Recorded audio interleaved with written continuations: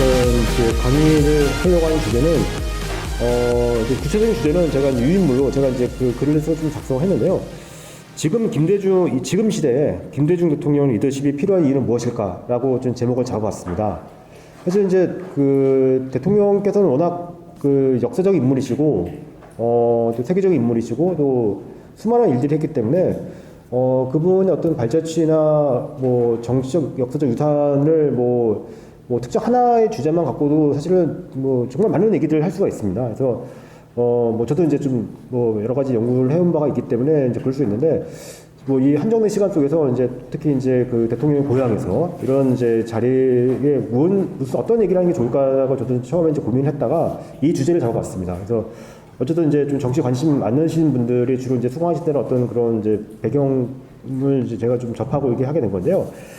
어쨌든 지금 이제 그 난세라는 말을 요즘 많이 쓰죠. 국내적으로 여러 가지 난제가 많고, 이제 이런 어려운 시대에 지금 저희가 살고 있는 건 틀림없는 것 같습니다. 근데 그 사실 김대중 대통령께서는 이미 돌아가신 지 14년이 됐지만, 대통령께서 이제 그 대통령 되실 때뿐만 아니라 뭐 그분이 태어나실 때 24년 태어났으니까 그때서부터 그분은 돌아가실 때까지는 사실은 난세가 아닌, 사실 지금보다 훨씬 더, 그러니까 사실 뭐 비교하기 힘들 정도의 어려운 시대를 이제 겪고 오셨고, 그런 그 본인 어떤 생애사 속에서도 그것을 이제 이겨내기 위한 여러 가지 이제 좀 이제 그 어려운 과정들을 많이 거치셨던 그런 인물이셨죠. 다 아시겠다시피. 그래서 저희가 이런 걸 통해서 결국 지금 우리가 겪고 있는 많은 어려운 문제들을 해결할 수 있는 하나의 어떤 지혜와 지식, 지혜, 그다음에 어떤 뭐 이런 것들을 저희가 좀 충분히 배울 수 있을 것 같다. 그래서 그런 의미에서 사실 김대중 대통령은 그냥 역사적으로 그냥 유명한, 뭐 이렇게 많이 알려진 하나의 인물을 지금 중에 뭐 저희가 회고하는 차원에서 그냥 뭐 공부하는 차원에서 할 수 있는 것도 충분히 의미가 있지만, 그거와 함께 지금도 그렇고 앞으로도 그렇고 우리가 되게 현실적인 차원에서 뭔가 이렇게 이걸 우리 어떤 문제를 해결하는 데 있어서 되게 그 하나의 그 중요한 롤 모델, 하나의 그 모범적인 케이스로서의 저희가 그 배울 바가 있다. 이건 앞으로도 계속 그럴 것이다. 그런 거에 대한 사실 뭐 개인적으로 확신을 갖고 있습니다. 뭐 많은 분들이 이렇게 생각하시겠지만 실제로도 그렇고요. 그래서 그 부분을 저희가 여기서 좀 함께, 저도 이제 짧게 공부하는 어떤 지식을 좀 나누면서 그 이제 그 여러 사람들과 같이 논의해보는 자리를 마련하면 좋겠다는 생각으로 이 주제를 작성하게 되었고요. 어쨌든 이분은 본인의 삶 자체가 위기 극복의 역사였습니다. 삶 자체가요. 그래서 이제 또 한 가지는 그의 정치적 성과는 위기를 기회로 만들어내는 과정으로 또 이루어져 있기도 합니다. 단순히 어떤 위기를 이렇게 그 되게 수동적으로 이렇게 이제 당해내면서 그냥 버티고 뭔가 좀 이렇게 거기에 굴하지 않는 정도에 머물지 않고, 이거를 그러니까 창조적으로 창조적으로 뭔가 위기를 기회로 전환시키는 어떤 그런 어떤 이제 뭐 능력을 또 보여줬고, 또 그런 어떤 구체적인 성과를 보여줬다는 점에서 그러니까 역사적 귀감이 되는 인물임이 틀림이 없는 거죠. 그래서 저는 이제 김대중 대통령을 유능한 정치가이자 또 성공한 대통령이다, 이렇게 그 생각을 하고요. 그 부분을 오늘 이 자리에서 과연 이제 그것이 원동력이 되는 위기 극복 리더십은 과연 무엇이고 지금의 함의는 무엇인지를 좀 생각해 보고자 합니다. 이렇게 좀 이제 그 전제로서 이제 들어갈 말씀 제가 좀 드렸고요. 그러면 구체적으로 김대중 대통령의 리더십에 대해서 생각을 좀 해보고자 합니다. 먼저 그러면 이제 특히 그 김대중 대통령 리더십도 여러 가지 차원에서 분석해 볼 수가 있겠죠. 근데 이거를 저는 오늘은 특히 이제 위기 극복이라는 어떤 이제 테마에 초점을 맞춰서 좀 정리를 해보려고 하는데요. 과연 그러면 이제 여기에 맞춰서 김대중 대통령의 리더십을 어떻게 볼 수 있을까? 저는 세 가지로 좀 정리를 해봤습니다. 첫 번째는요, 가치는 이념이라는 말로도 이제 같이 쓸 수 있을 것 같습니다. 가치와 현실을 조화롭게 추구하는 원칙 있는 실용주의다. 저는 이렇게 생각을 합니다. 그러니까 흔히 사실 사람들이 그 대통령의 되게 현실적인 측면, 되게 실용적인 측면을 강조하면서 그분의 어떤 그 정치적인 어떤 이제 기조나 형태를 현실주의라는 말만 갖고 이렇게 평가하는 경우가 되게 많습니다. 근데 사실 이거는 되게 그 보수주의적인 성향을 갖는, 물론 이분들도 대통령에서 좀 긍정적으로 평가하는 분들이긴 하세요. 근데 그분들이 이런 각도로 좀 이제 규정하는 경우가 사실 좀 많은데, 특히 이제 최근에 많이 이슈가 됐던 일본 관련된 문제에서도 이제 그랬었죠. 그래서 이게 조금 정치적으로는 어쨌든 조금 이제 오독된 그 측면이 좀 있긴 한데요. 사실은 대통령께서 실용주의나 현실주의를 강조한 건 많고 그렇게 또 추구하셨지만 앞에 이 가로에는 원칙이라는 분명히 들어가 있습니다. 그래서 본인이 하셨던 아주 유명한 말씀이신 되게 이제 이거는 우리 그 한국 현대 정치사 혹은 세계 정치사에서 되게 그 이제 하나의 뭐 되게 유명한 그 표현을 볼 수 있는 서성제 문제의식과 상징적 현실 감각의 조화. 이 표현이 사실은 이분의 어떤 정치적인 그런 기조, 철학 이거를 대표하지 않겠습니까? 근데 이 부분들이 사실은 이분의 일관되게 나타나는 하나의 이제 모습들인데 이분이 이걸 비유적으로 설명하신 거죠. 근데 사실 놀라운 건 이 표현은 대통령께서 1967년에 처음 쓰셨어요. 그러니까 본인이 이제 6대 국회의원을 마치시고 이제 목포에서 이제 하셨고 7대 총선을 준비하실 때 이제 본인의 어떤 당시 이제 국회 주요 발언록이나 이런 것도 모아가지고 첫 번째 본인의 이름을 단행본 책이 분노의 메아리라는 책인데요. 거기에 이제 보시면 그 앞에 그 목차에 이 표현이 처음 나옵니다. 그래서 저도 사실은 연구를 하다가 이게 되게 궁금하게 했는데 이거를 이 책에서 처음 제목에 있는 걸 발견하고 되게 좀 놀랐던 기억이 납니다. 왜냐면 이게 60년대 중반이니까 지금으로 치면 벌써 한 60년 가까이 된 거고 대통령의 개인 나이로 보더라도 40대 초반 정도에 되는 이런 시점인데 벌써 나름 이런 어떤 본인만의 어떤 통찰력과 이런 거 갖고 이제 그런 표현을 되게 비유적으로 사실 되게 한국적인 표현이지 않겠습니까? 서생이란 말도 그렇고 뭐 상이야 말은 알 수도 있겠지만 어쨌든 이런 거를 딱 이렇게 정리하셨다는 게 되게 놀라웠다는 기억이 다시 나는데요. 어쨌든 이분은 이제 이런 걸 통해서 어쨌든 이제 본인의 정치적인 어떤 이제 리더십의 어떤 기초 기반을 저는 세웠다고 생각을 합니다. 그래서 또 그와 함께 그래서 이제 이분은 제가 평가하기는 고귀한 이상을 가슴에 품은 선지자이기도 했고요. 한편으로는 이것을 위해 목숨까지 내놓는 결기를 보여준 투사이기도 했었죠. 또한 함께 구체적인 정책에 능통한 경세가이기도 했습니다. 또 한 가지는 그걸 떠나서 실질적인 변화를 이끌어내기 위해 권력을 추구한 정치가이고 거기에 성공한 인물이었다는 점이 정말 이분의 어떤 정치적인 그런 그러니까 본질을 보여주는 거라 생각을 하고 아까 말씀드린 그 표현에 거기에 함축되어 있다고 생각을 하는데요. 그래서 이런 김대중 대통령, 그러니까 정치가 김대중은 연관된 또 하나의 유명한 어록을 남겼었죠. 뭐냐면 앞에 표현만큼 유명하지 않지만 이 자체도 되게 유명하긴 한데 정치는 진흙탕 속에서 피는 연꽃과 같다, 한다 이런 말씀을 하셨습니다.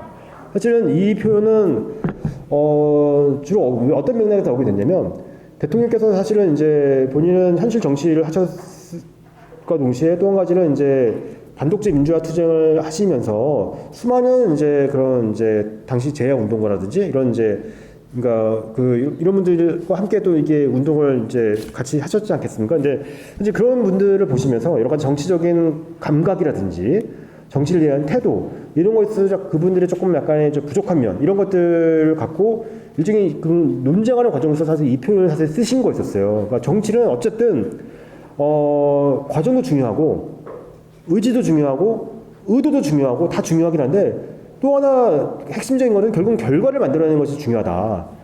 사실 이 부분은 그러니까 어떤 정치에 대한 굉장히 놀라운 통찰이기도 합니다. 왜냐면 제가 바로 여기 표현을 썼지만 독일의 아주 유명한 사회학자의 막스 베버라는 분이 그러니까 이분이 그 정치가는 무엇이어야 하는가에 대한 쓰신 강연하는 아주 유명한 그런 자료가 있어요. 거기에 뭐라고 했냐면 정치인은 책임윤리와 신념윤리를 동시에 갖춰야 한다고 했습니다. 근데 이게 이거는 정치가라는 거는 동양의 정치인, 서양의 정치인이 본인이 활동하는 환경은 다를 수 있어도 어떤 정치의 본질이랑은 다를 수가 없잖아요. 사실 같을 텐데 굉장히 유명한 표현과 동시에 어떤 정치가 여기서 말하는 정치가라 하면 사실 뛰어난 정치가, 이상적인 정치가를 말하는 거거든요.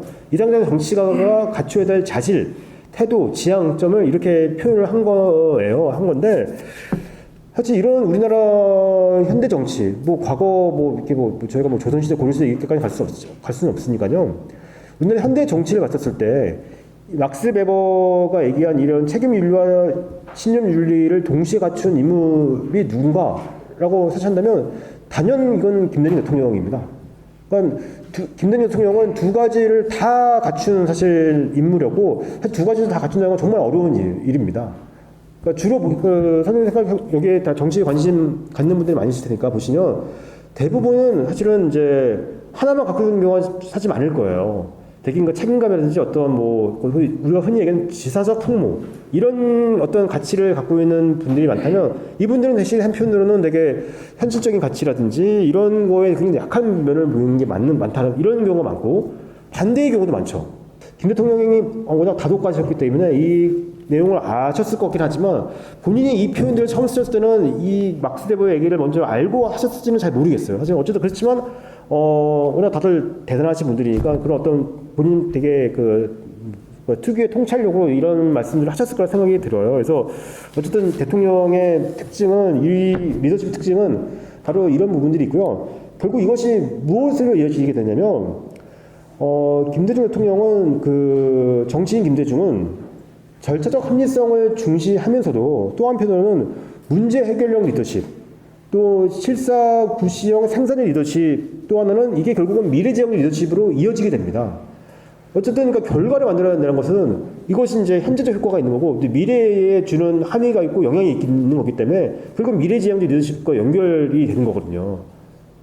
단순히 그러니까 어떤 뭐가 이렇게 지적만 하고 비판만 하고 이런 차원이 아니고, 그거를 이제 결과를 만들어내고 변화를 실질적으로 이뤄내는, 이게 결국은 이제 이분의 경사가로서의 특징이고 전략가로서의 특징이고, 결국은 이걸 전체에 아우르는 어떤 정치가로서의 어떤 본질을 그대로 보여준다, 이렇게 저는 생각을 합니다. 그래서 이게 이분의 어떤 리더십의 가장 이제 첫 번째 본질적 특징이라고 저는 보고요. 두 번째 부분을 말씀드리면, 김대중 대통령 리더십, 위기극복 리더십의 두 번째 특징은 지혜, 용기, 인내를 겸비한 창조적 대응 능력이 있다, 저는 이렇게 생각을 합니다. 사실은 이분의 제가 아까 모두에 말씀드렸던 것처럼 삶 자체가 위기급의 역사라고 말씀드리긴 했는데요. 사실은 이제 우리가 개인의 삶도 사실 그렇지만, 특히 정치관은 이 집단, 공동체, 국가, 사회를 책임지는, 특히 그러니까 정치가 자체가 다 그렇지만 특히 정치 리더는 특히 대통령이 되겠다는 정도의 어떤 포부를 갖는 인물이라면, 결국은 이제 국민의 어떤 삶의 생존 조건, 뭐 이것들을 책임질 수 있는 굉장한 그런 이제 위치에 있는 자리가 되는 거잖아요. 그걸 하겠다는 거가 되는 거고. 근데 문제는 그냥 개인의 인생도 그렇지만 사실 이런 게 모여 있는 집단과 국가, 사회를 보면 굉장히 예측하기 힘든 상황들이 많이 발생을 하죠. 뭐 안 그런 경우가 정말 찾기가 힘들 정도로 이런 비상한 상황이란 거는 그 자체가 사실 우리 삶과 역사를 본다면 그 자체가 상수일 수 있을 정도로 굉장히 이제 그렇게 될 텐데, 문제는 그러니까 정치 지도자는 그런 상황에 대한 비상한 대응 능력을 갖고 있어야 됩니다. 그렇지 않게 되면 굉장한 이제 큰 문제가 발생을 하겠죠. 그게 개인의 문제를 떠나서 우리 이제 공동체의 문제를 비워댄다는 데 있어서 사실은 정치가의 어떤 무게감과 어떤 이런 거를 저희가 좀 한편으로 알 수 있게 되는 부분인데요.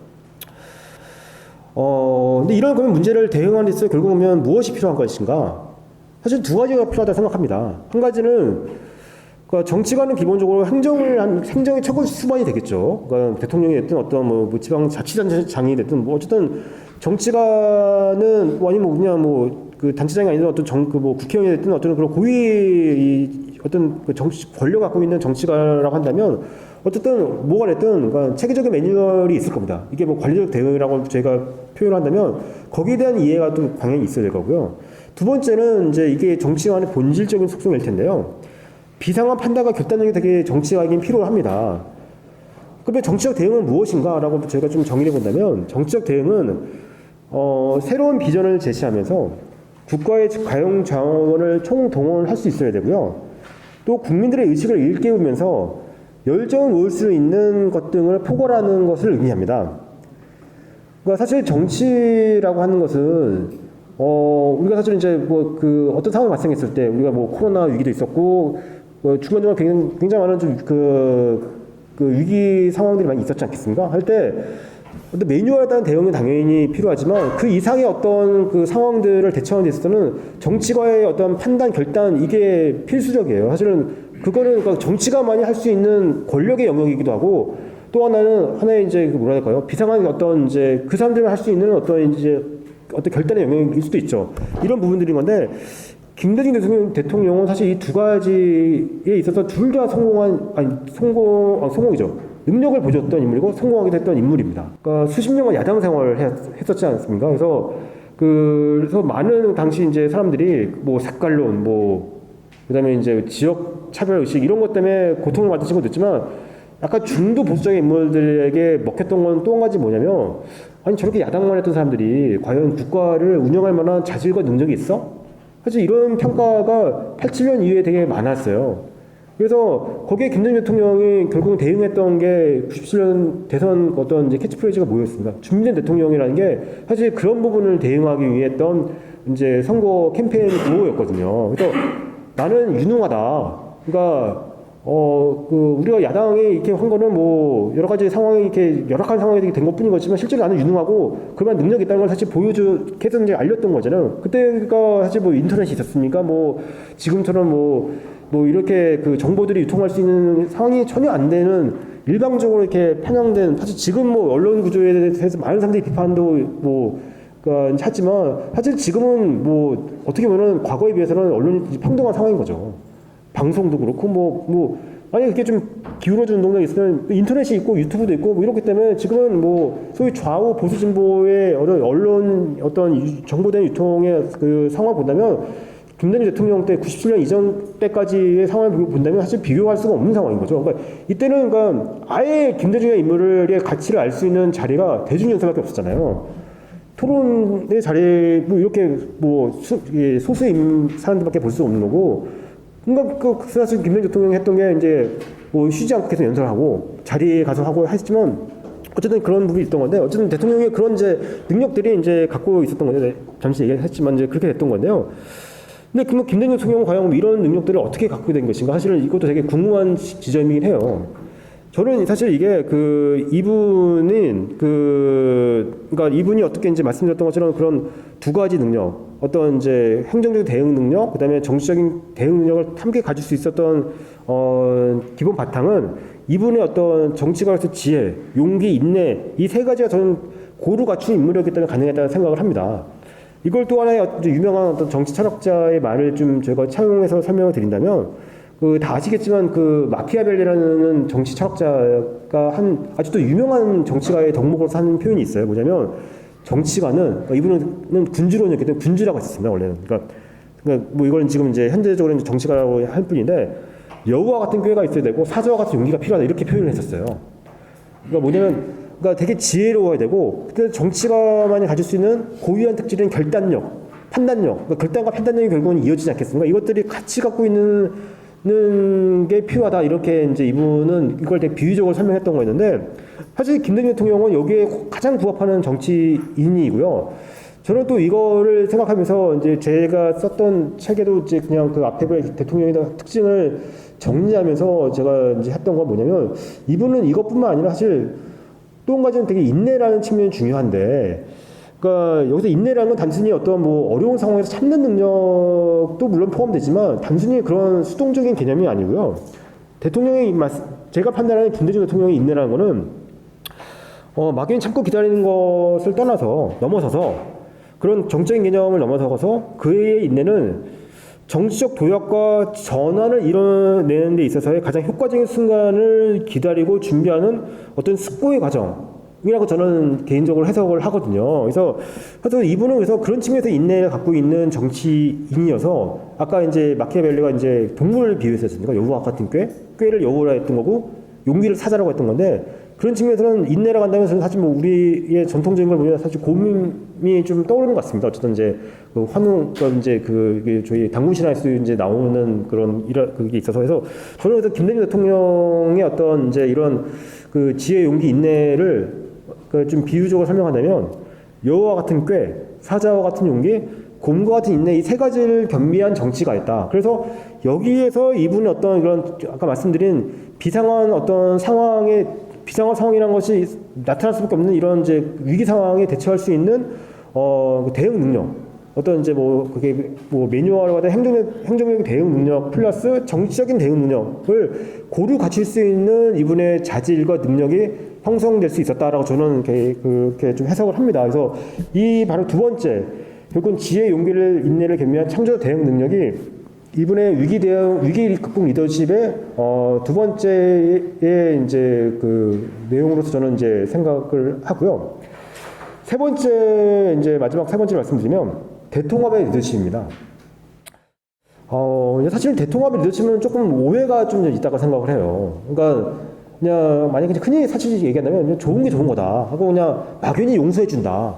그냥 잘 지내자 뭐 이런 정도의 되게 그냥 뭐 이렇게 이해를 사실은 좀 많이 하기도 하고 사실 그러니까 사실 김대중 대통령을 사실 이제 정치적인 진영을 본다면 보수 진영 쪽에서 사실 조금 인정하는 부분이 요새 좀 많이 생긴 건 맞거든요. 근데 그러면 약간 이해가 부족한 부분은 이거를 약간 말씀드렸던 대통령의 본질적인 가치들을 조금은 자기네들 쪽을 조금 편의적으로 이해하기 쉽게끔 이렇게 차용해서 하는 부분들이 있는데 사실 이 부분은 약간 그런 면은 좀 있긴 해요. 하는데 사실 대통합이 그런 것인가? 사실 김대중 대통령이 하셨던 거라든지 이거 보면 제가 좀 간략하게 설명을 했는데 이걸 좀 읽어보도록 할게요.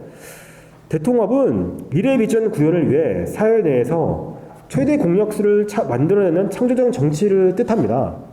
그러니까 뭐 이게 뭘 뜻하냐면, 그러니까 단순히 이제 그 차이나 어떤 그분의 어떤 문제점이나 이것들의 것을 일방적으로 이렇게 뭐랄까요, 그냥 없앤다든지 그냥 이것을 그냥 무시한다는 차원이 아니고요.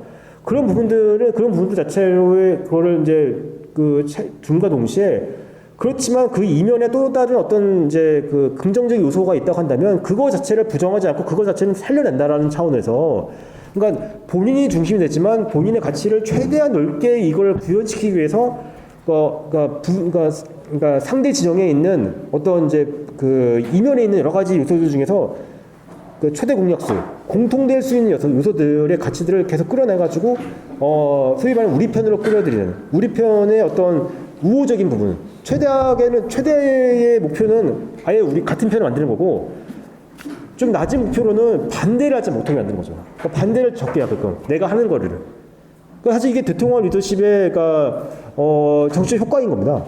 그러니까 사실 그러니까 이게 요새도 가끔 이제 나오지만 김대중 대통령 때 그러니까 전직 대통령 모임을 많이 하셨잖아요. 사실은 제가 알기로는 뭐 해외 순방 갔다 오셔서 주요 할 때마다 되게 여러 번 하셨었는데 거기 보시면 그 당시에는 최규하 있었죠. 전두환 있었죠. 노태우 있었죠. 뭐 김영삼 대통령 뭐 당연하고 이렇게 다 있었는데 사실 김대중 대통령이 뭐 전두환이 좋아서 그랬을 리가 없고 이건 그러니까 인지상정이기 때문에 충분히 생각할 수 있지 않겠습니까? 근데 사실 그런 부분들이 정치적 효과는 무엇이냐라고 본다면 아까 말씀드렸던 것처럼 그러니까 실제로 보수적인 사람들이 뭐 전두환 좋아한다 이런 차원은 아니지만 어쨌든 이제 그런 시대적 가치, 박정희 장관은 뭐 지원해주고 마찬가지겠지만 이 상대방 갖고 있는 여러 층의 어떤 이제 가치 영역 또 이렇게 색깔도 다양할 수 있고 스펙트럼도 다양하고 이런 부분들이 있어서 어쨌든 내가 하고자 하는 그러니까 김대중과 김대중 대통령 본인이 추구하는 이제 진영이 추구하는 어떤 목표 이런 것들을 결국은 궁극적으로 실현하기 위해서 상대방의 입장들을 최대한 이제 끌어들여서 최대치는 우리 편을 만드는 거고 그거까지 안 해도 반대를 최소화시키는 이런 게 결국은 이 대통령 리더십의 사실상의 목표예요. 이게 실질적인 지향점인 거고 사실 김대중 대통령은 이거는 이게 굉장히 역사가 오래됩니다. 심지어 60년대부터 이런 말씀을 하셨고 그분이 민주화 과정에서도 그렇고 민주화 과정이라 하면 이제 반독재 민주화 투쟁 때도 그랬고 그러니까 정치가 좀 정상화되는 과정에 대해서 야당 총재로서 정권을 잡으려는 과정에서도 그랬고 대통령에 대해서도 마찬가지인 거고 이런 부분들이 이제 계속도 일관되게 나타나죠. 이게 뭐 국내에서만 그러는 것이냐? 안 그렇죠. 해외에서도 마찬가지죠. 그러니까 국제 관계에서도. 사실은 김대중 대통령은 첫 번째 죽을 거면 이 목포에서 공산군에 의해서 죽을 뻔하셨던 겁니다. 목포 형무소에서 이제 우익으로 몰려가지고 이제 서울에서 한국전쟁에 맞으셨다가 도보로 내려오셔가지고 7월 중순쯤에 이제 여기서 이제 공산군에 잡히셔가지고 목포 형무소에 수감되시다가 인천 상륙작전이 9월 28일인가 그러죠? 24일인가 어쨌든 해서 인천 상륙작전 때 통과하니까 이제 우익들이 북한군이 넘어갔을 때 우리 지역 좌익들이 죽이려고 하다 이제 못 죽여서 하나 하신 건데 사실은 김대중 대통령은 그러니까 김일성 정권 때 사실 죽을 뻔 하신 거고 우리나라가 어쨌든 그 당시 이제 점령됐으니까 또 한 번은 박정희 때 2번 죽을 뻔하신 거고 전두환 대통령도 죽을 뻔하시고 따지고 보면은 이제 우리나라의 그런 뭐 남북한을 통틀어서 이렇게 정권에서 죽을 뻔한 인물은 사실 유일하지 않을까 싶은데요. 그러니까 그렇게 됐고 사실 일본 정권도 사실 김대중 대통령이 목숨을 죽이는데 사실상 방주한 역할을 했었죠. 1980년에요. 그러니까 73년 납치사건 해결 과정에서 여러 가지 있던 것들에 그러니까 살릴 수 있는 근거가 있었는데 그 내용 복잡하게 다 설명드릴 수 없지만 일본 정부가 거기에 전두환에 압박을 하지 않은 것도 사실 영향이 좀 있었거든요. 어쨌든 그렇지만 일본과의 관계에도 어떤 최전선을 개척했지 않습니까? 이런 부분들을 본다면 결국 이분이 이제 하려고 했던 이 대통합이라는 부분은 이런 우리가 갖고 있는 처지 속에서 어쨌든 이제 본인이 추구하고 있던 민주, 인권, 평화 거기 또 하나 통일까지 단계로 가기 위한 이 그 굉장히 어렵고 지난한 과제를 실현하기 위해서 결국은 정치적으로 우리 팀을 최대한 힘을 끌어내기가 목적이 있는 겁니다. 거기에 이제 있고 실질적으로 정당성이나 이런 차원을 봤을 때는 어쨌든 이분이 갖고 있는 기본적인 그러니까 진정한 의미의 화해, 용서, 통합의 정신은 분명히 또 있고요.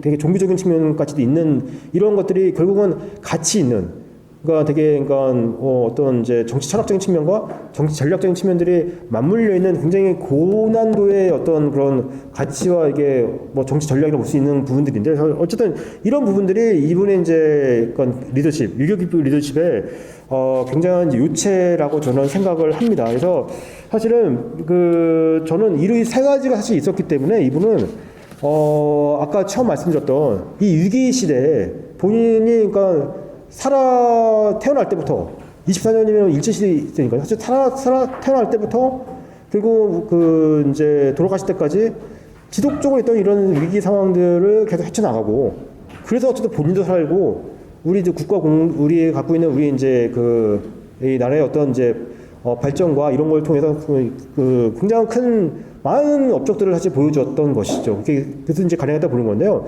사실 그 애들은 너무 많은데 제가 여기서 이제 세 번째로는 하나의 실례로 정리해본 바로 이제 대통령의 위기 극복 리더십의 성공 사례로서 이제 국가 부도 위기, IMF 위기 극복, IMF 구제금융 사태 극복을 좀 여기서 정리해본 겁니다. 사실 과연 그분이 저렇게 이제 속도가 잘났다고 제가 설명드렸는데 그러면 그것이 성공 사례가 또 사실 있어야 될 거 아니에요. 그러니까 그게 좀 이제 우리가 막연히 뭐 있다라고는 이제 좀 생각나는 것도 있지만 그거를 저는 이제 여기 이제 세 번째 대통령 되자마자 이제 바로 맞닥뜨려 했던 이제 국가 부도 위기 사태 극복, IMF 구제금융 사태 극복을 이제 저는 여기서 이제 구체적 설명을 드리고자 합니다. 잠깐 전제를 말씀드리면 제가 이 표현을 나눠서 한 이유는 뭐냐면요. 본인이 이때의 이제 경제 위기를 저희가 보통 IMF 위기라고 많이 사실 쓰는데 사실 이게 조금 비판적으로 제기하는 분들도 좀 많으세요. 왜냐면 IMF가 위기를 초래한 건 아니잖아요. 근데 우리는 그게 이제 IMF 구제금융이라는 걸 받아서 워낙 그 자체의 충격이 크기 때문에 IMF 위기라고 많이 쓰는데 사실 IMF가 우리를 위기를 만든 건 아니고 IMF는 어제 돈만 사실 빌려준 거 아닙니까? 사실 돈을 빌려준 거라서 사실 그 표현에 대한 좀 문제제기가 좀 있었어요. 그래서 그거를 이제 뭘로 할까 하다가 그러니까 좀 더 이제 국가 부도 위기는 분명히 포함되죠. 근데 다만 또 국가 부도 위기는 대통령께서 이것도 약간 역설적이긴 한데 너무 초반에 빨리 극복하는 바람에 국가 부도 위기 자체는 1년도 채 안 돼서 이거는 사실 넘어갔어요. 근데 문제는 그 뒤에 구조조정 과정에서 또 이 위기 과정에 되게 만성화되어 있지 않습니까? 그래서 뭐 그거를 뭘로 할까 표현을 어떻게 하면 좋을까 하다가 그냥 IMF 구제금융 사태가 사실 이것도 많이 쓰인 표현이긴 합니다. 그래서 구제금융으로 인해서 발생한 어떤 구조조정 과정에서 있었던 여러 가지 이제 경제사 위기를 이제 이렇게 또 표현도 하는데요. 그래서 어쨌든 제가 쓸 때는 걸 같이 썼는데 제가 이제 이렇게 설명드릴 때 이 두 가지 다 쓰면 또 너무 좀 표현이 어려우니까 그냥 제가 여기 강연에는 전제를 말씀드리면 그냥 경제 위기 혹은 뭐 IMF 경제 위기 이렇게 제가 표현을 좀 이렇게 혼용해서 할 테니까 그건 좀 양해를 좀 부탁드리겠습니다. 네. 하고 제 말씀을 물 한 잔 먼저 하시고 하겠습니다. 저는 사실 대통령의 제 책에서 쓴 문제식 중 한 가지가 대통령이 너무 저평가되어 있다라고 제 책의 서두 이제 성문에서 썼는데요. 실제로 저평가되어 있죠. 이게 해외에서 평가와 우리 국내에서 평가는 완전히 천양지차입니다.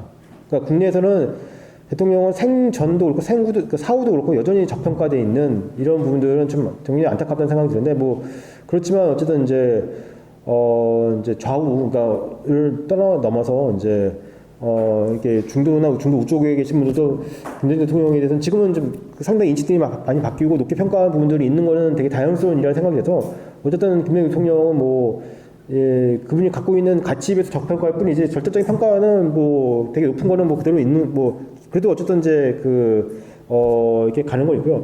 또 이제 약간 여담이긴 하지만 사실은 우리가 보통 전직 대통령 관련된 그런 어떤 여론조사 같은 것들이 사실 그거 보고 이제 생각을 하는 거잖아요. 근데 사실 거기는 좀 문항에 조금 대통령한테 불리한 게 있긴 해요. 왜냐면 호감도로 물어보면 실제로 질문들이 그러니까 그 호감도로 물으면 사실 대통령은 이분은 이제 권력을 집요하게 추구하던 정치가였기 때문에 호감도가 좀 낮을 수밖에 없는 부분이 좀 있어요. 그러니까 또 오랜 기간 동안 그런 것 때문에 워낙 또 이렇게 그 마타도도 심했고 어쨌든 우리나라의 정서에서는 이제 정치가다운 정치가에 대한 평가는 그러니까 이게 업적에 대한 평가로 간다면 좀 달라질 수 있는데 호감도는 그런 측면에서는 좀 불리한 면이 어쨌든 지금의 이제 문항은 약간 그런 거 있어서 그렇긴 하지만 어쨌든 이제 대통령에 대한 재평가는 이제 필요한 부분은 맞고 뭐 앞으로는 계속 나아질 거라 저는 그거에 대한 생각을 하고 있고요. 어쨌든 이제 말씀은 이제 다시 이제 그 본론으로 돌아가서 말씀드린다면 그러니까 대통령의 진짜 크나큰 업적 중에 한 가지인데 정말 이게 덜 평가받고 있는 부분이 바로 그 IMF 위기 극복 관련된 부분입니다. 이게 왜 그러냐면 실제로 당시 저도 이제 요거는 이제 제가 책을 쓰고 했고 여러 자료를 통해서 보면 우리나라는 당시 진짜 국가 부도 위기 상황이었던 건 틀림없습니다. 그냥 단순히 국가 부도 위기가 아니고 국가 부도를 피하기 힘들다라는 게 당시 97년 12월 18일 김대중 대통령이 당선됐을 때 바로 그 외신들에서 나온 일반적인 평가가 뭐 아시아의 만델라에 뭐 해서 한국이 드디어 민주화다 이런 거는 하지만 또 좀 밑으로 쭉 그렇지만 지금 그날에 여기 제가 썼는데요. 39억 4억 1천만 달러인 거예요. 그러니까 외환 보유액이 이게 점점 떨어지거든요. 이게 수치가 있는데 이게 급격히 떨어지다가 이 97년 12월 18일 이 대통령 선거 때가 아마 제일 낮았던 걸 텐데 39억 달러 내외밖에 없어서 실제로 이제 국가부도 위기라는 게 그냥 이거는 뭐 언론이 그냥 지어낸 말이 아닌 거고요. 실제로 그 상황이었어요. 그래서 97년 이때 대통령 당선된 이후에 뭐 여기도 썼지만 그러니까 김대중 대통령은 이제 그렇게 어렵게 대통령이 당선됐지만 단 하루도 쉬지 못하고 바로 그러니까 이제 대통령 당선인으로서 실제로 대통령 역할을 해야 되는 상황이 됐던 건데요. 사실 그럴 수밖에 없었죠. 왜냐하면 나라가 지금 오늘내일 부도날지도 모르는 상황인데 사실 뭐 제가 대통령 선거 당선됐으니까 난 좀 힘드니까 뭐 며칠 쉬겠다 이럴 수 있는 상황이 아니었던 거죠. 그래서 이분은 선거에 당선된 다음 날부터 바로 구원투수로서 그러니까 또 전력을 다해야 되는 이런 운명이었습니다. 그래서 여기에 사실 당시 미국의 클린턴 행정부에서 재무부 차관이 다담내는 방안을 해요.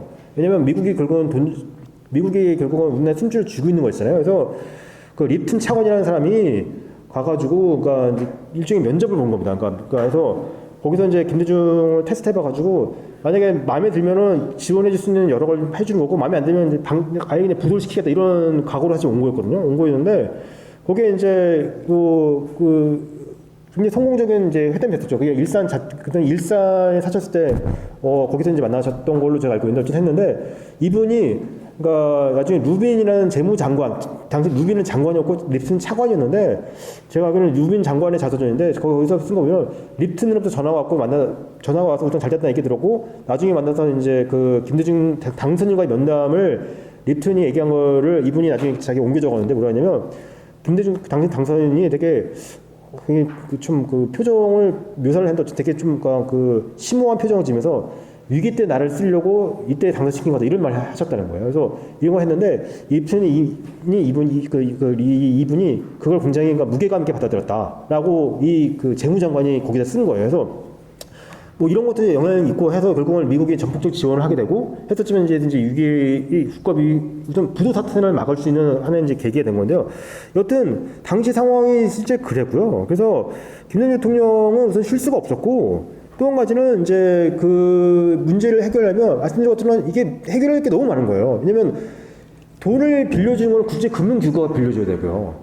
그다음에 또 한 가지는 당시 상황을 지금 기억하시는 분도 계시겠지만 두 번째 해야 될 건 뭐냐면 우리나라 그 당시에 뭐 종금사지 이런 단자에서 이런 데들이 해외 자금들을 싸게 그러니까 그 이제 빌려와가지고 막 그 재벌 같은데 대출해줘가지고 그게 부실이 나가지고 이게 은행권 부실까지 비워져가지고 이게 국가 부도 상황까지 간 거지 않겠습니까? 했는데 이 단기 외채 상황이 너무 심각했던 거예요. 그래서 그러니까 이게 어떤 거냐면 만약에 뭐 IMF라든지 뭐 세계 1위 국제 금융기구에서 돈을 빌려줘도 이 외채 상환 기한을 연기하지 않으면 빌려받은 돈을 바로 또다시 이런 국제 금융회사 거기는 기구라 보다 일반 민간 회사들 있죠. 국제 회사들한테 그대로 넘겨지는 상황이 되기 때문에 이거는 그냥 그 어떤 뭐 그냥 그 예를 들면 뭐 소금 창고 같은 데 있으면 거기 물이 차가지고 소금이 녹아내렸는데 그냥 우선은 소금이 필요하니까 그냥 그 물 이렇게 차오이 이런 원인 해결도 하지 않고 그냥 갖다 그냥 소금 어디서 구해가지고 넣어봤자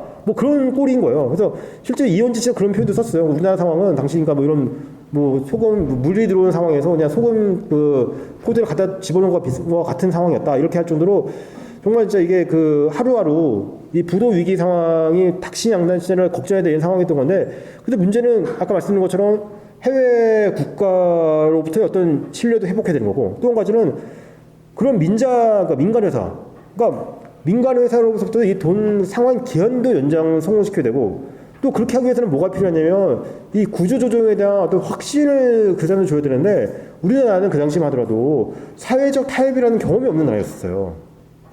아시다시피 뭐 김영삼 정부가 일부 상당한 어떤 뭐 민주화 이행에서 역할을 한 건 맞긴 맞지만 어쨌든 그 한계가 많았고 그 전에는 수십 년 동안 군사 권위주의 통치가 있었기 때문에 뭐 노조가 제대로 대접받는 것도 아니고 뭐 시민단체 뭐 사회 안전망이 있는 것도 아니고 이런 상황이었기 때문에 여기에서 이런 대규모 구조조정 결국은 실업 이퀄 결국은 살인이라는 말이 나올 정도로 지금도 사실 실업하면 그렇지만 그 당시에는 뭐 실업급여가 있습니까? 뭐 이런 아예 안전망이 없는 상황이니까 훨씬 심각한 상황이었던 거죠. 이런 상황에서 구조조정은 필수적으로 해야 되는 상황이었고 근데 문제는 이거에 대한 어느 정도 그 사회적 합의나 비전과 이런 거 있어야지만 해외로부터 인정받아가지고 결국 이런 두 가지 문제를 해결할 수 있었기 때문에 이거를 짧은 시간 안에 더군다나 짧은 시간에 해야 한다는 것 자체가 굉장히 어려운 일이었던 거죠. 그래서 결국은 해외로부터 이제 인정받아야 되고 국내 상황도 풀어야 되고 이런 상황이었던 건데 이거를 김대중 대통령 당선인이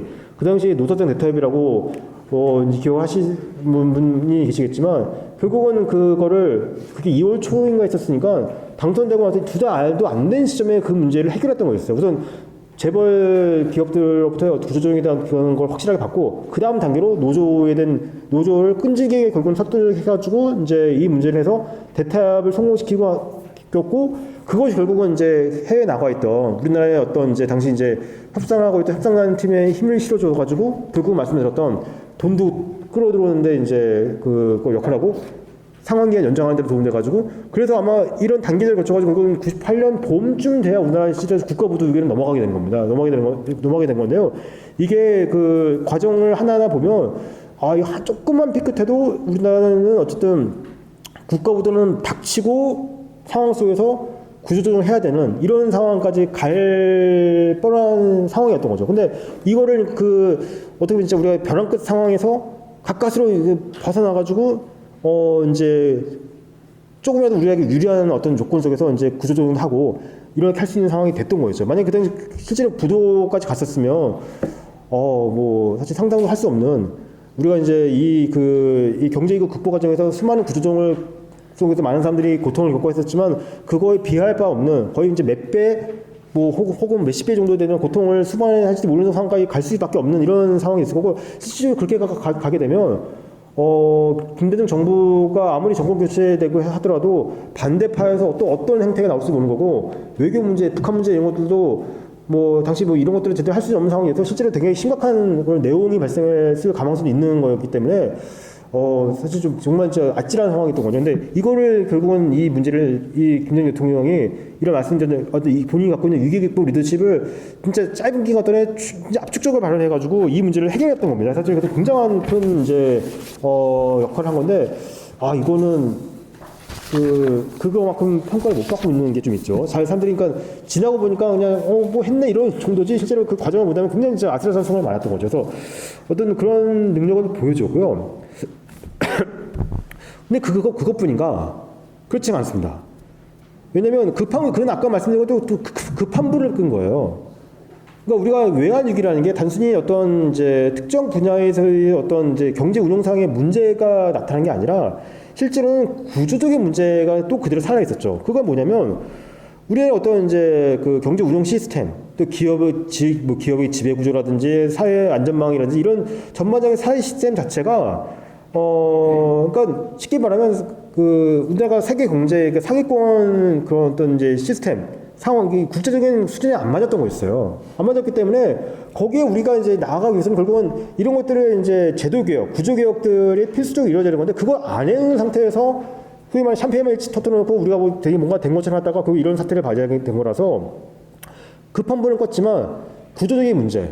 그러니까 본질적인 문제, 우리의 그 기본 체력적인 문제, 뭐 이런 것들은 그대로 남아있는 거죠. 수술은 성공했지만 몸이 어떤 체력을 회복해야 하는 것처럼 이런 거를 갖고 있는 상황이기 때문에 결국은 이제 구조개혁 문제는 피할 수 없는 과제였던 건데 김대중 대통령은 어쨌든 이걸 피하지 않았습니다. 우선 피하지 않았다는 게 되게 우선 놀라운 게 구조개혁은 정말 잘하면 좋은 얘기를 수 있지만 이런 부분들은 사실 우리가 그 어떤 뭐 개인이 이제 뭐 직장 생활 할도 많은 경험을 한 게 있지만 이런 거 잘못 사실 건드리면은 일들에는 사실 요건 욕대로 바가지를 먹는 경우가 다반사잖아요. 하기 때문에 사실 이런 것들은 웬만하면 피하려는 경우가 사실 많죠. 또 더구나 이게 단임제잖아요. 단임에 불과 5년의 임기였던 거였고 그래서 그러니까 우선은 급한 물 껐으니까 이것도 그러니까 나머지 것도 사실 좀 흉내만 좀 내든지 아유 다 하지 않고 조금 부분적으로 한다든지 사실 이럴 수 있는 건데 이분은 이거 그런 거에서는 속도만 얄짤없이 그냥 그대로 했던 것도 참 놀라운데 어쨌든 그렇게 이제 추진을 했던 건데요.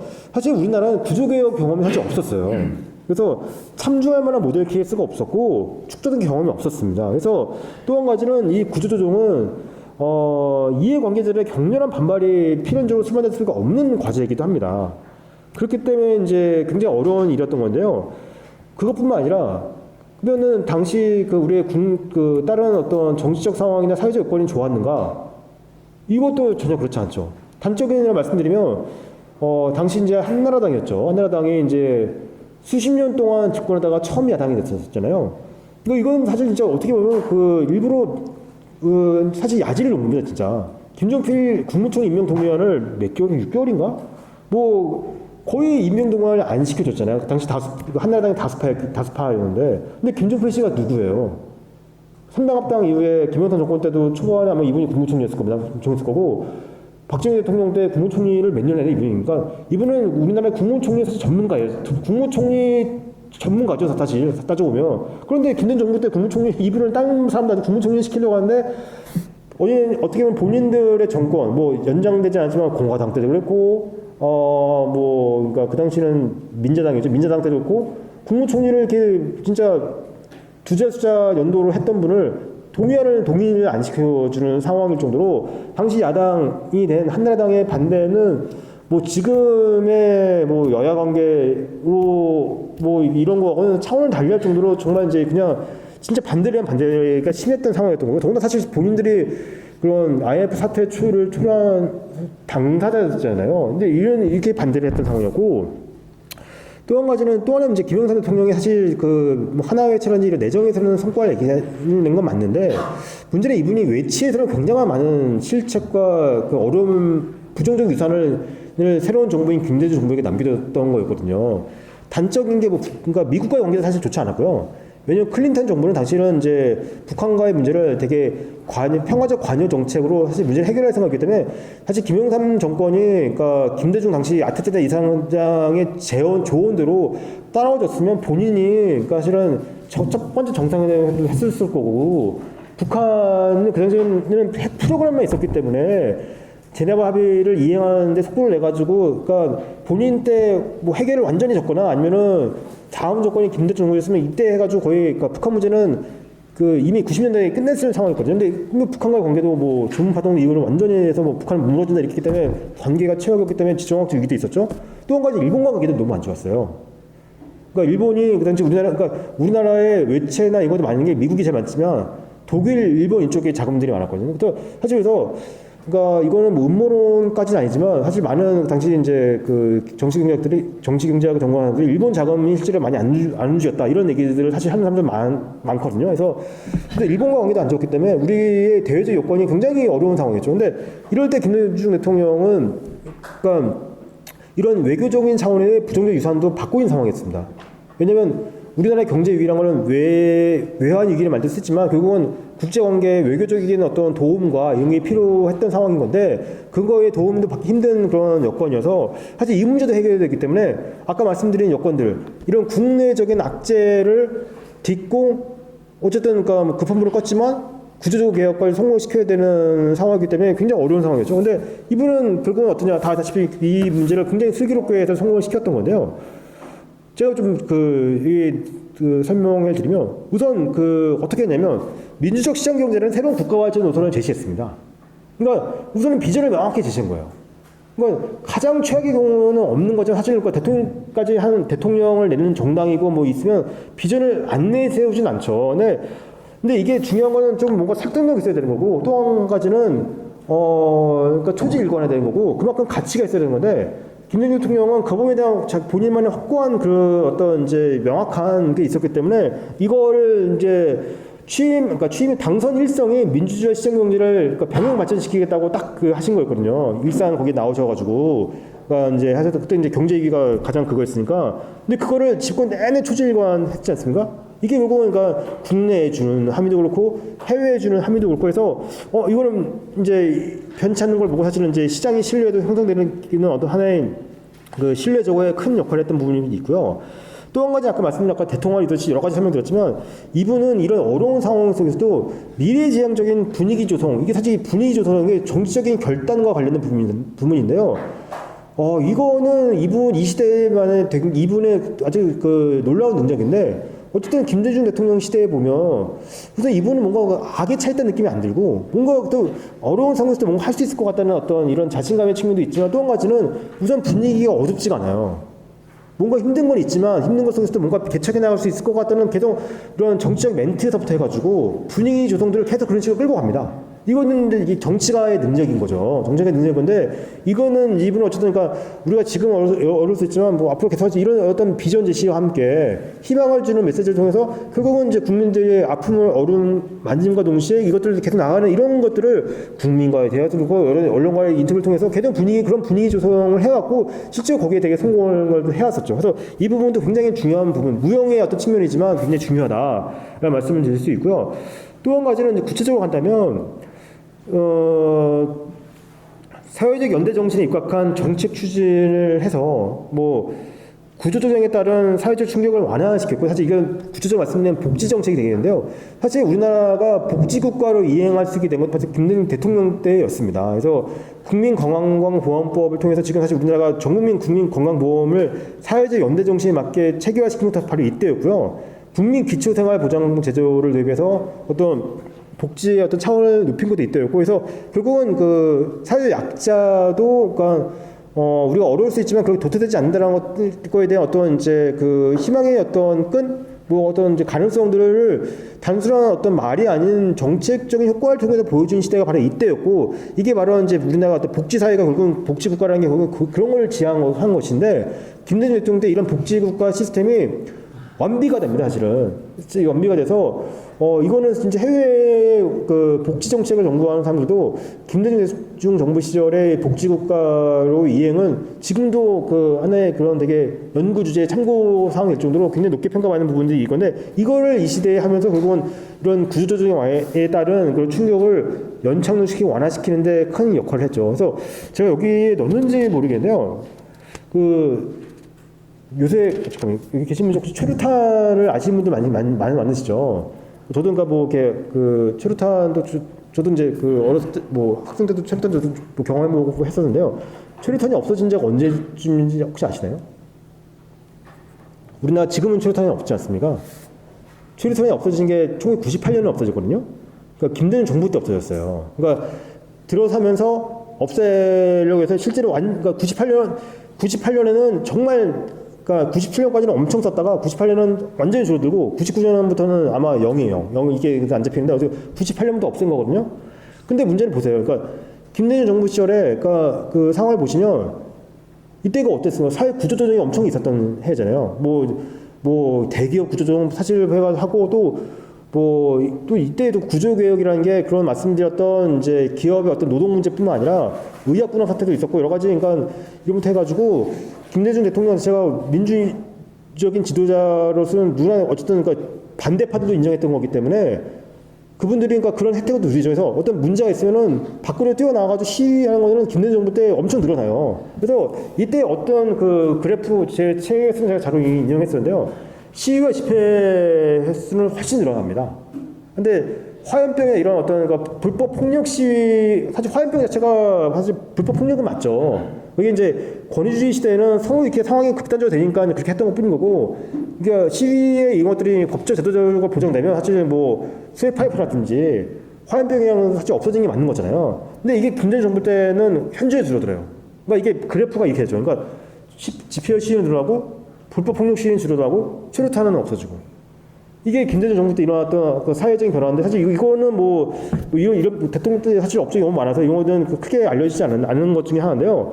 바로 이게 이루어졌던 시절이 바로 김대중 정부 때였습니다. 그래서 이때는 최루탄이 없어진 시절이었고 불법 폭력 사태가 그러니까 사실은 뭐 거의 많이 없어졌고 또 한 가지는 시위는 오히려 자극하기 때문에 더 늘어나고 이런 해서 결국은 어떻게 보면 참여민주주의 어떤 이런 일반적인 민주주의가 정착되는 시기였던 거고 오히려 그러니까 민주적인 어떤 위기관리 시스템이 작용했던 시기였던 거죠. 그래서 결국 이런 걸 통해서 위기 극복이 가능했다는 게 참 그 놀라운 지점이라 볼 수 있고요. 그래서 이제 말씀드렸던 것처럼 이런 그 국정 운영 리더십의 어떤 이제 그 특징이 결국은 이제 그 전반적인 아까 말씀드렸던 정치적 제가 대응력이 말씀드렸잖아요. 그러니까 여러 가지 어떤 자원을 동원한 것도 있지만 국민들의 어떤 그 사기라는 표현을 할 수도 있고 어떤 분위기 조성 이런 것들을 이끌어내는 거 그것을 할 수 있는 어떤 결단력 이것도 결국은 정치적 대응 능력일 텐데 김대중 대통령 시절에 그러니까 본인이 야당하고 민주화 투쟁할 때도 여러 가지 얘기가 있지만 대통령이 국정 운영에만 본다도 이런 운영의 묘를 실제로 살려내서 사실 이런 위기 과정들을 하나하나씩 딱딱 해서 나중에 그러니까 지나고 보면 이게 그때는 뭐 이런 것보다 저런 것보다 하는데 나중에 보면 이게 이렇게 많아졌나 이런 식의 되게 그러니까 그 결과가 나오는 이런 어떤 그 정치 이분 자체가 정치는 종합 예술이라는 말을 남이 쓴 말을 이분이 갖다 쓴 건지 제가 그건 모르겠지만 어쨌든 이분은 정치는 종합 예술이라는 말을 분명히 쓴 적이 있거든요. 그러니까 실제로 결과를 국정 운영 자체도 이런 걸 보여줬던 겁니다. 그래서 저는 김대중 대통령은 이 부분에서 정말 놀랍다는 생각이 들고요. 또 뭔가 사실 여기만 또 그치 않느냐 그게 아니고 구조개혁만 해서 결국 우리나라 선지 경제 시스템을 갖춘 것도 사실 큰 업적이죠. 그래서 우리나라 어떤 기업이나 금융이나 이런 쪽에서 결국은 이제 그 이후로 노무현, 이명박 뭐 이렇게 박근혜 어쨌든 지금까지 와서 이명박 대통령도 2008년에 그 글로벌 금융위기 물론 우리는 그든지 했었을 때도 큰 위기 상황에서 사실 이게 됐던 게 넘어갈 수 있는 게 노무현 대통령도 이제 외환 보유가 늘어났고 여러 가지 상황이 되면서 그 성과들이 축적돼가지고 사실 이명박 대통령 때도 이제 그런 것들이 본인들도 되게 이제 관리할 수 있었던 하나의 배경이 됐던 거고요. 뭐 그건 그대로 업적으로 봐야 되니까 평가해 주면 될 것 같고 이 배경이 사실 어떻게 보면 김대중 대통령 때 갖춰진 이런 구조개혁의 성과였던 거죠. 성과였던 건데 사실은 이분은 이제 여기 이제 조금 뭐 시간이 많지 않았지만 제가 마지막 페이지 보시면 아까 말씀드린 것처럼 급한 불 끈 것도 있고 또 하나는 구조개혁을 성공시켜서 우리나라가 선지 경제 시스템, 사회 경제 시스템을 전환시킨 것도 있고요. 세 번째의 공헌도 뭐냐면 바로 그러니까 21세기 새로운 먹거리를 창출한 겁니다. 그러니까 이건 뭐 단순히 말씀드리면 무슨 지식정보 강국 건설, 두 번째는 문화 발전 한류가 있고요. 세 번째가 결국은 좌초한 게 참 안타깝지만 철의 실크로드, 뭐 압록강의 기적이라 표현하셨던 그건 북한을 통한 북방 진출을 통해서 우리의 어떤 경제의 영역을 더 확장시키는 이런 이제 부분이었던 건데요. 어쨌든 세 번째는 뭐 여러 가지 이제 안보 문제나 이런 국제 관계 때문에 현재로서는 이제 중단되긴 하지만 일단 앞에 두 가지만 보더라도 굉장히 놀라운 성과이긴 합니다. 이게 사실 왜 그러냐면요. 이게 그러니까 대통령이 아까 제가 말씀드렸던 위기급부 리더십에 그들이 반영되는 것들이 다 여기 반영되고 있는 것들인데요. 이 IT 강국 건설, 문화 발전 한류 이거의 구체적인 어떤 정책의 추진되는 방향을 보시면 이게 집권 초부터 나타납니다. 그러니까 우리가 단임제잖아요. 5년 단임제인데 김대중 대통령은 98년에 말씀드렸던 이런 위기가 그러니까 심각한 상황에서도 미래를 함께 봤다는 거죠. 그러니까 그래서 사실은 처음에 이런 정책들을 추진하고 했었을 때 실제 관료나 이쪽에서는 굉장히 냉소적인 것도 많았고 지금 이런 거 왜 하냐고 나라가 지금 오르내릴 하는데 이런 얘기가 많고 실제 그랬다고 하더라고요. 하는데 대통령께서는 전혀 그런 거에는 개의치 않으신 거죠. 그래서 미래를 위한 투자를 아끼지 않았던 거였어요. 그래서 IT 문제도 그렇고 또 한 가지는 이제 문화도 마찬가지인 게 21세기 문화의 시대 될 것이다. 그래서 문화가 산업이 된다. 이렇게 그 당시에는 이렇게 얘기하는 사람이 없었던 거죠. 그래서 이거를 계속 결국은 본인이 이제 이거 오래전부터 강조했던 지원화돼 간섭하지 않는다 이런 걸 통해서 문화에 대한 투자만을 보더라도 그 99년도 예산을 이제 새 정부가 처음 하게 되지 않습니까? 이제 97년 12월에 대선이 되면은 그 이제 다음 연도 예산은 그 전년도 이미 반영되기 때문에 그 전 정부가 하게 된 거고요. 그래서 99년도 예산, 2003년도 예산까지가 김대중 정부가 이제 그 설계한 예산이 된 건데 문화 쪽의 예산의 이 상승률은 뭐 40몇 %가 돼가지고 나중에 2000년에 1%를 달성시키는데 그러니까 이게 그래프 속도가 보통은 그러니까 일반적인 정도면 이 정도 가는 건데 이건 이렇게 올라가요. 여기 올라가고 또 한 가지는 그거의 구체적인 어떤 이제 예산 사용액이 문화 콘텐츠 분야로 들어가거든요. 그래서 그러니까 문화 예술인들을 키운 거라든지 그러니까 새로운 인력들을 만들어내고 또 한 가지는 기존에 있던 인력들이 그러니까 이제 어떤 이제 돈 걱정할 수 없게 그러니까 만들 수 있게끔 지원하게 하는지 이런 식의 굉장히 섬세한 프로그램들을 짜는 건데 이거는 다 문제는 김대중 대통령이 본인이 아이디어 다 준 거라는 거죠. 그래서 그렇게 통해서 이제 지원을 하다 보니까 우리가 사실 이제 기생충으로 유명한 봉준호 감독이라든지 지금의 문화예술인의 어떤 그런 사람들 다 그런 어떤 우리나라 어떤 발전 그 시대의 어떤 제도나 이런 걸 통해서 다 이제 수혜를 받게 되고 이렇게 했던 거였거든요. 그래서 김 대통령이 2003년에 춘사 나온기 영화제 공로상이라는 걸 받으시는데 이게 영화인들이 주는 상이거든요. 근데 대통령이 그 수많은 상을 받았던 분이 이 상을 받으셨을 때 어떻게 보면 되게 작은 상을 보이는데 나는 노벨상을 받았을 때만큼 이 상이 행복하다고 말씀을 하셨는데 그게 왜 그러냐면 그 내용은 그거예요. 내가 사실 문화예술 발전에 대해서 엄청나게 사실 노력한 건 맞고 했는데 사실 그걸 문화예술인지 몰랐을 줄 알았다. 특히 영화가 큰 혜택을 받거든요. 했는데 이거를 그러니까 알아듣더라는 거에 대해서 되게 자기는 이제 되게 고맙다 이렇게 하셔가지고 그걸 굉장히 깊게 말씀하신 적이 있을 정도였어요. 그래서 했는데 여하튼 이렇게 하셨던 부분들 해서 이게 또 이제 본인이 이제 개척했던 외교관계 전성기와 맞물려가지고 결국 한류가 나오게 된 거지 않겠습니까? 그래서 지금의 한류는 하나의 이제 세계적인 현상이 됐으니까 할 정도로 큰 이제 어떻게 보면 이제 우리의 현재의 대한민국의 어떤 국가 브랜드 가치 제고뿐만 아니라 이것에 기여를 하신 부분들은 이걸 어마어마한 공이라 볼 수 있는 사실 있는 거죠. 이런 부분들을 본다면 이 부분에 결국은 보시면 위기극복 리더십이라는 게 이 경제 위기 극복, IMF 위기 극복 일성에서 정말 이게 압축적으로 드러난다. 그래서 제가 이제 이 부분을 하나의 이제 설명할 이제 그냥 이제 케이스로서 이렇게 좀 정리를 해본 건데요. 그래서 저는 이제 어쨌든 마무리 말씀을 좀 드린다면 김대중 대통령의 이제 우리 현대사회에서 이제 끼친 영향은 넓고 다양하고 깊고 높고 해서 굉장히 많은 부분들을 볼 수 있다고 생각을 합니다. 해서 하고 있고 또 그의 리더십 자체도 그의 어떤 이제 영향의 자장의 어떤 폭과 깊이만큼 다양하게 볼 수 있다. 그렇지만 모든 것들이 이제 계속해서 이제 평가받고 이렇게 되돌아볼 한다고 생각하지만 가장 중요한 건 역시 위기 극복 리더십이 아닌가 생각을 합니다. 그래서 여기 주제도 이렇게 잡았던 건데요. 어쨌든 위기라는 게, 이게 돌발적인 변수임과 동시에 항상 나타난다는 측면에서는 되게 상수와 같은 존재잖아요. 이게 개인의 인생도 그렇지만 국가 인생은 더더구나 마찬가지고. 그래서 그런 측면에서 본다면 저는 사실, 저희가 이제 저희 도서관에도 여기 목포에만큼 많이 오지 않지만 학생들이 좀 와서 이렇게 제가 좀 이렇게 안내해 줄 때도 있긴 하거든요. 하면 학생들에게 여러 가지 민주화 운동 얘기도 해주고 이제 몇 가지 설명하지만 하는 얘기가 김대중이라는 인물은 어쨌든 그러니까 우리 그 사람들의 학생들이 하는 얘기는 정말 이렇게 어려운 과정 속에서 이런 것들을 이뤄내가는 부분들 이거는 그러니까 이분 어떤 정치적인 어떤 이제 그 지향적 이런 것들에서 반드시 그러니까 찬성하고 안 하고를 떠나서 그냥 인간적인 차원으로 그러니까 인간을 좋아하는 차원이 아니라 그러니까 인간으로 살아가면서 결국은 우리가 닥치는 모든 것들의 어떤 하나의 그런 극복할 수 있는 지혜와 어떤 그 참조할 수 있는 것들을 보여준다라고 제가 설명을 좀 하거든요. 하는데 지금 같이 이제 또 어려운 우리가 이런 이제 살고 있는 상황 속에서 이분은 그러니까 그러면 그럴수록 단순히 과거에만 본인이 이미 돌아가셨지만 과거에만 머물 수 있는 인물이 결국은 아닌 거다.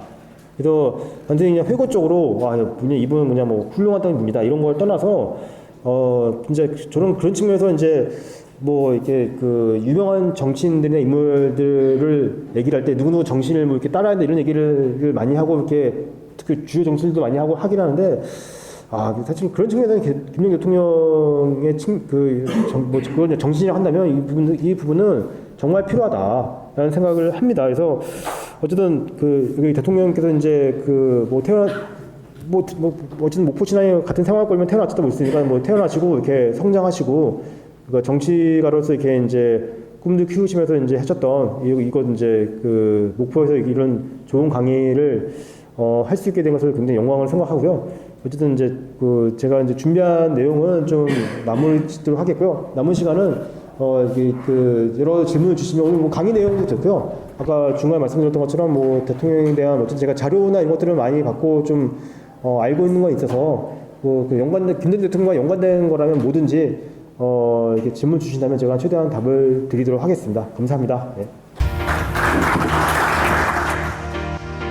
네, 대통령이 고향인 목포에 와서 이렇게 좋은 강연의 기회를 갖게 된 것에 대해서 개인적으로 굉장히 만족하고요. 또 많은 선생님께서 진지하게 관심을 갖고 대통령의 어떤 이제 사상과 실천에 대해서 이제 좀 여러 가지 배우고자 하는 노력을 보여주신 것에 대해서도 굉장히 저는 높게 평가하고 저도 이제 그런 자리에 함께 할 수 있게 된 것에 대해서 크게 만족합니다. 네. 네, 오늘 강의 들었는데요. 평소에 생각했던 김대중에 대해서 오늘 장신기 박사님께서 좀 논리적이고 또 어떻게 보면 학술적으로 강의를 해주신 것 같아서 그 내용이 많이 와닿았고요. 그 중에서도 위기 극복의 리더십이 김대중의 가장 핵심적인 부분이다라는 내용에서 지금 현재의 대한민국이 가장 필요한 리더십이 아닌가라는 생각이 들었습니다.